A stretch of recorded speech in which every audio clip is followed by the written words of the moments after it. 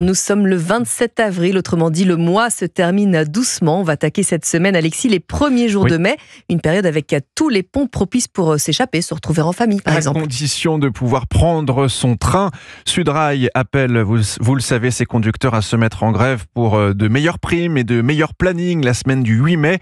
Et ça agace les Français qui se sentent pris en otage. Selon un sondage CSA pour Europe 1, CNews et le JDD, 65% des Français sont d'ailleurs favorables à l'interdiction des grèves à la SNCF lors des ponts de mai. Sujet qui reste en tout cas très délicat, comme a pu le constater Chloé Farou à la gare Montparnasse à Paris.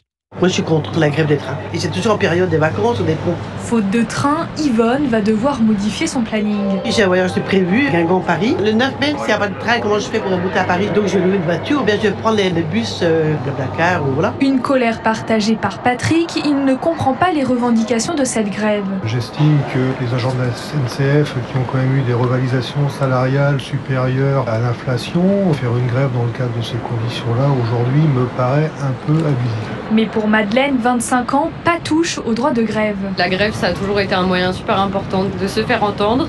Si on regarde la finalité des choses, personne n'est pénalisé par la grève. Certes, ça peut être un peu embêtant sur le moment, mais au long terme, ça reste positif, dans le sens où ça aide les travailleurs. Selon le ministre des Transports, Philippe Tabarot, un jour de grève, c'est 10 millions d'euros investis en moins dans le réseau.